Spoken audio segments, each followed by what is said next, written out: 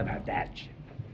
We start by making laws that save innocent lives and don't infringe on our Second Amendment rights. We start right now by voting to pass policies that can...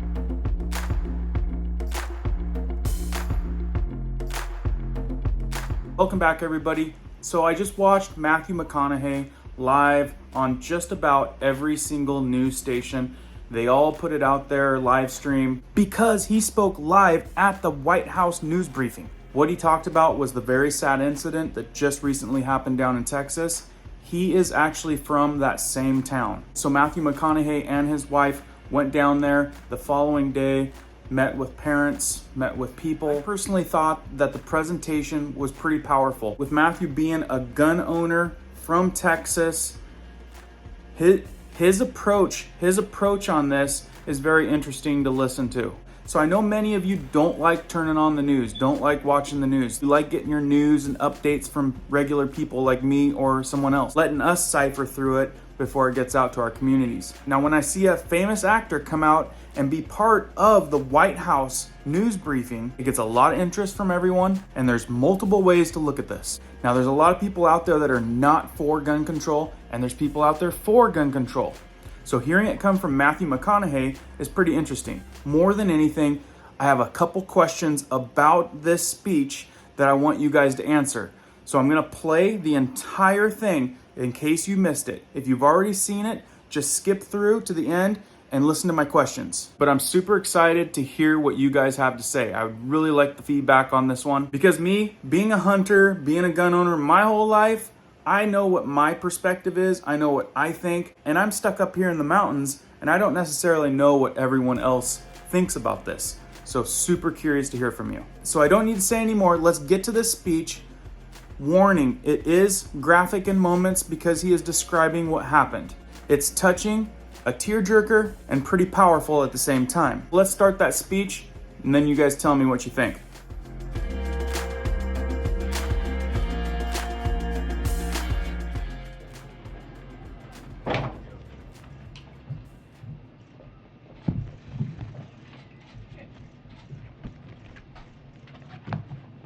Good afternoon, everyone.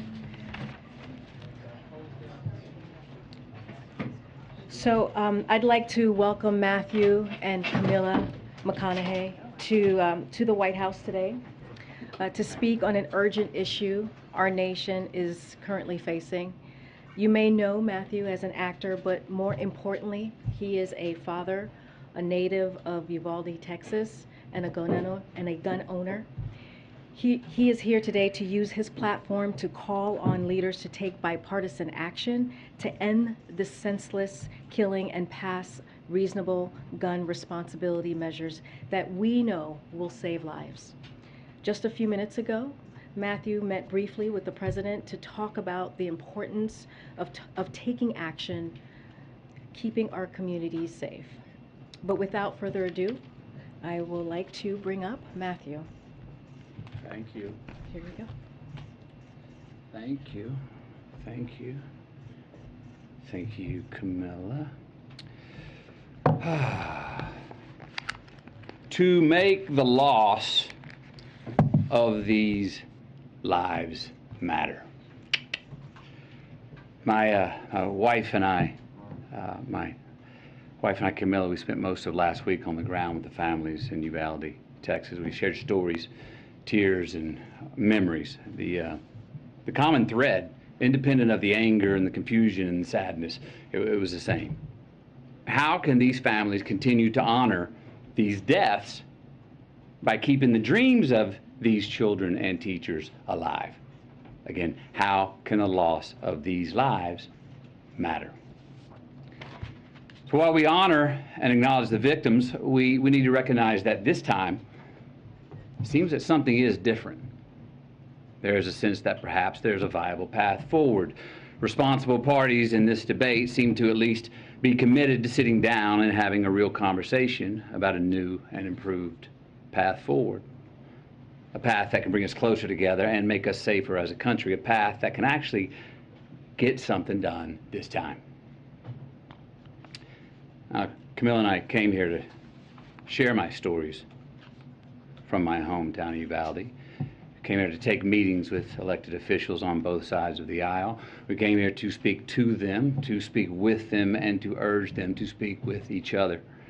To remind and inspire them that the American people will continue to drive forward the mission of keeping our children safe, because it's more than our right to do so, it's our responsibility to do so.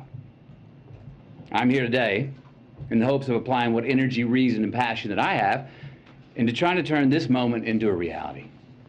Because as I said, this moment is different. We are in a window of opportunity right now that we have not been in before. A window where it seems like real change can happen. Uvalde, Texas is where I was born. It's where my mom taught kindergarten less than a mile from Robb Elementary. Uvalde is where I learned to master a Daisy BB gun. That took 2 years before I graduated to a .410 shotgun. Uvalde is where I was taught to revere the power and the capability of the tool that we call a gun. Uvalde is where I learned responsible gun ownership. Now, Uvalde called me on May 24th when I learned the news of this devastating tragedy. I had been out of cellular range, working in the studio all day when I emerged, and messages about a mass shooting in the town I was born in began flooding my inbox.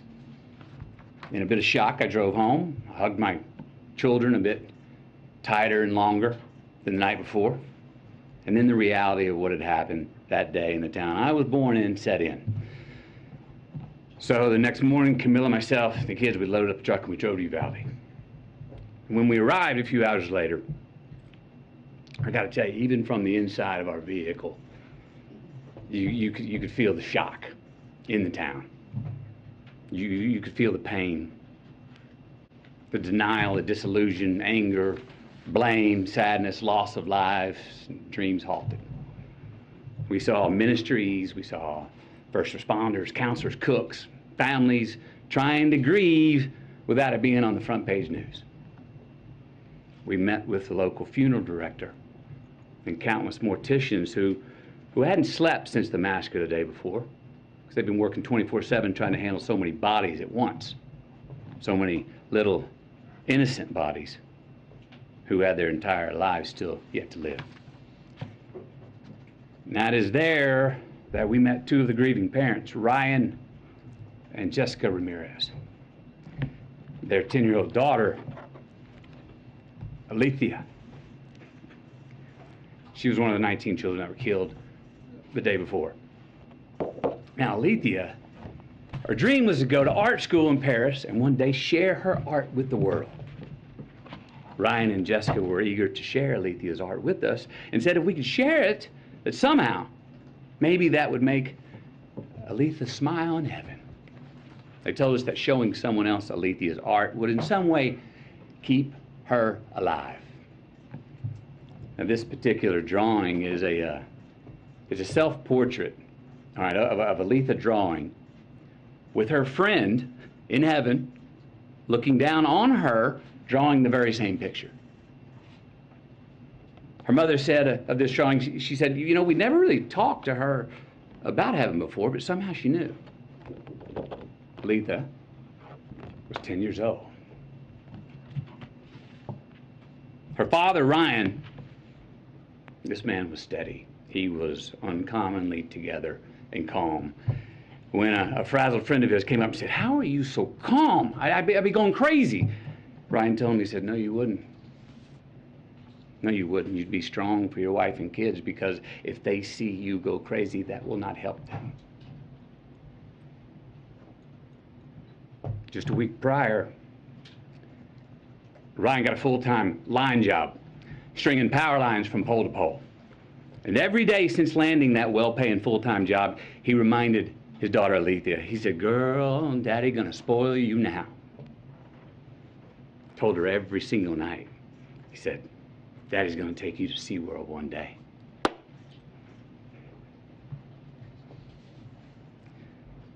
But he didn't get to spoil his daughter. Alethea She did not get to go to SeaWorld. We also met Anna and Danilo, the mom and the stepdad of 9-year-old Maite Rodriguez. Now, Maite wanted to be a marine biologist. She was already in contact with Corpus Christi University of A&M for her future college enrollment. 9 years old. Maite cared for the environment so strongly that when the city asked her mother if they could release some balloons into the sky in her memory, her mom said, "Oh no, Maite wouldn't want to litter."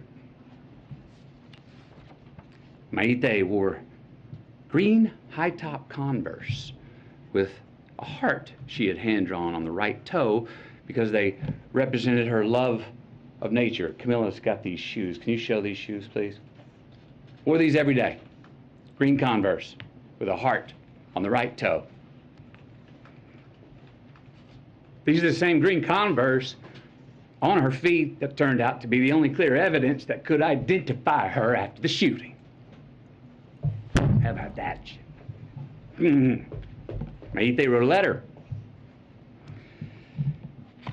Her mom said if Maite's letter could help someone accomplish her dream, that then her death would have an impact.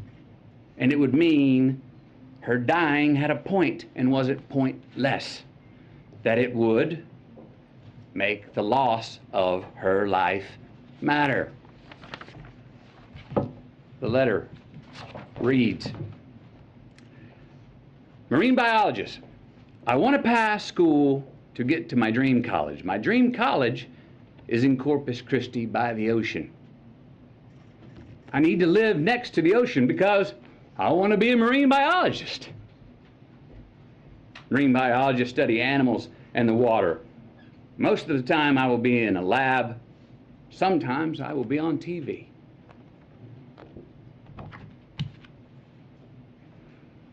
Then there was Ellie Garcia, a 10-year-old, and her parents, Stephen and Jennifer. Ellie loved to dance and she loved church. She even knew how to drive tractors and was already working with her dad and her uncle mowing yards. Ellie was always giving of her gifts, her time, even half-eaten food on her plate. They said around the house, we called her the great regifter. Smiling through tears, her family told us how Ellie loved to embrace, said she was the biggest hugger in the family. Now, Ellie was born Catholic, but had been going to Baptist church with her uncle for the last couple of years.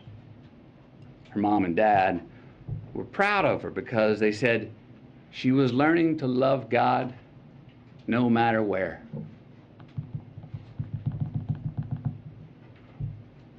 The week prior to her passing, she'd been preparing to read a verse from the Bible for the next Wednesday night's church service.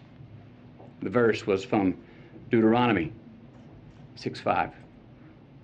"And thou shalt love the Lord thy God with all thy heart, with all thy soul, and with all thy might." That's who Ellie was becoming. But she never got to read it. Service on that Wednesday night. Then there was a fairy tale love story of a teacher named Irma and her husband Joe. What a great family this was. This was an amazing family. Camilla and I, we sat with about 20 of their family members in their living room, along with their 4 kids. Kids were 23, 19, 15, and 13. They shared all these stories about how Irma and Joe served the community and would host all these parties, and how Irma and Joe were planning on getting a food truck together when they soon retired. They were humble, hard-working people. Irma was a teacher who her family said went above and beyond and just couldn't say no to any kind of teaching. Joe had been commuting to and from work 70 miles away in Del Rio for years. Together they were the glue of the family. Both worked overtime to support their 4 kids. Irma even worked every summer when school was out. The money she had made 2 summers ago paid to paint the front of the house. The money she made last summer paid to paint the sides of the house. this summer's work was going to pay to paint the back of the house. Because Irma was one of the teachers who was gunned down in the classroom. Joe, her husband, literally died of heartache the very next day when he had a heart attack.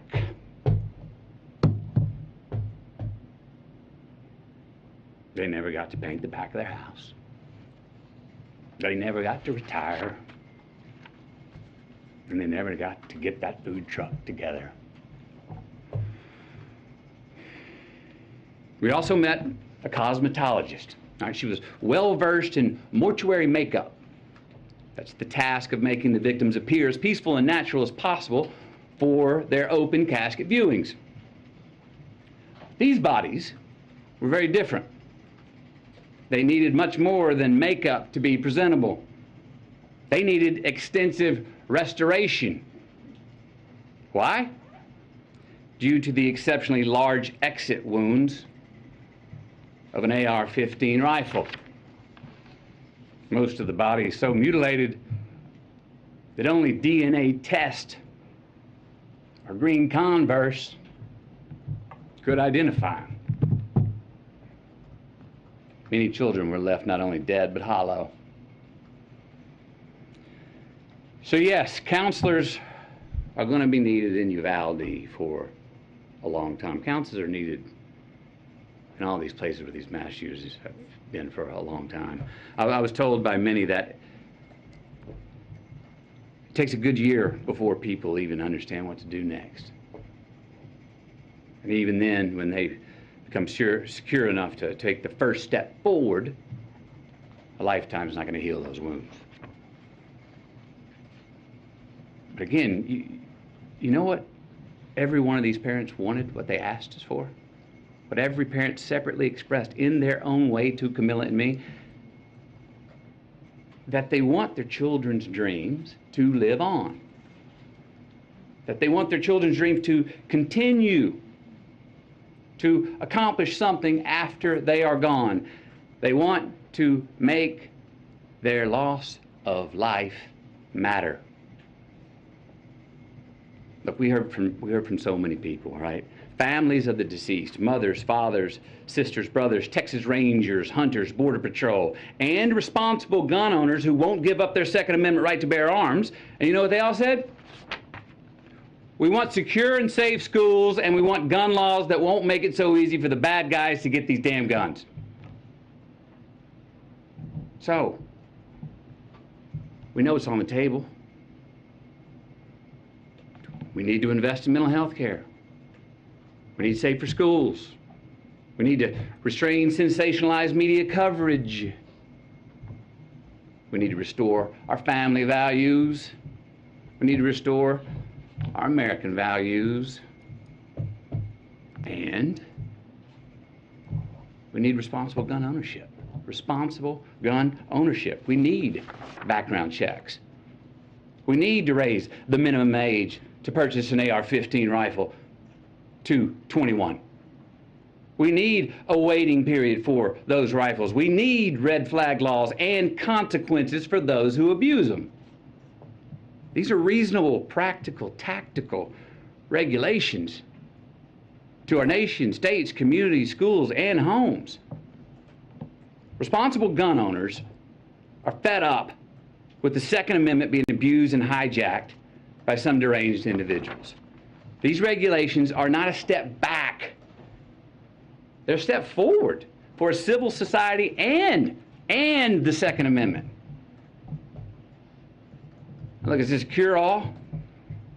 Hell no. But people are hurting. Families are, parents are. And look, as divided as our country is, this gun responsibility issue is one that we agree on more than we don't. It really is. Look, this should be a nonpartisan issue. This should not be a partisan issue. There is not a Democratic or Republican value in one single act of these shooters. It's not. But people in power have failed to act. So we're asking you, and I'm asking you, will you please ask yourselves, can both sides rise above? Can both sides see beyond the political problem at hand and admit that we have a life preservation problem on our hands? Because we got a chance right now to reach for and to grasp a higher ground above our political affiliations. A chance to make a choice that does more than protect your party. A chance to make a choice that protects our country now and for the next generation. We got to take a sober, humble, and honest look in the mirror and rebrand ourselves based on what we truly value. What we truly value. We got to get some real courage and honor our immortal obligations instead of our party affiliations. Enough with the counterpunching. Enough of the invalidation of the other side. Let's come to the common table that represents the American people. Find a middle ground, the place where most of us Americans live anyway, especially on this issue. Because I promise you, America, you and me, we are not as divided as we are being told we are. No. How about we get inspired? Give ourselves just cause to revere our future again. Maybe set an example for our children. Give us reason to tell them, hey, listen and watch these men and women. These are great American leaders right here. Hope you grow up to be like them. And let's admit it. We can't truly be leaders if we're only living for re-election. Let's be knowledgeable and wise and act on what we truly believe.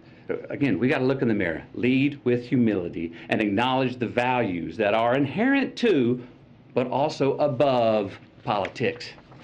We got to make choices, make stands, embrace new ideas, and preserve the traditions that can create true progress for the next generation. With real leadership, let's start giving us, all of us with real leadership, let's start giving all of us good reason to believe that the American dream is not an illusion. So where do we start? We start by making the right choices on the issue that is in front of us today.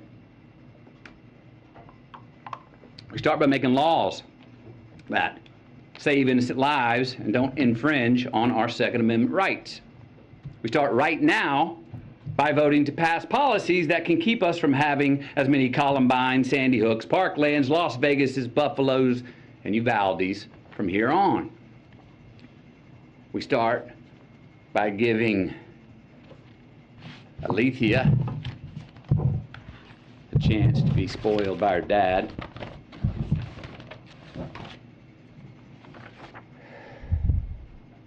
We start by giving Mayte a chance to become a marine biologist. We start by giving Ellie a chance to read her Bible verse at the Wednesday night service. We start by giving Irma and Joe a chance to finish painting their house. Maybe retire, get that food truck. We start by giving McKenna, Layla, Miranda, Nevaeh, Jose, Javier, Tess, Rogelio, Eliana, Annabelle, Jackie, Azuya, JC, Jayla, Ava, Amory, and Lexi. We start by giving all of them our promise that their dreams are not going to be forgotten. We start by making the loss of these lives matter.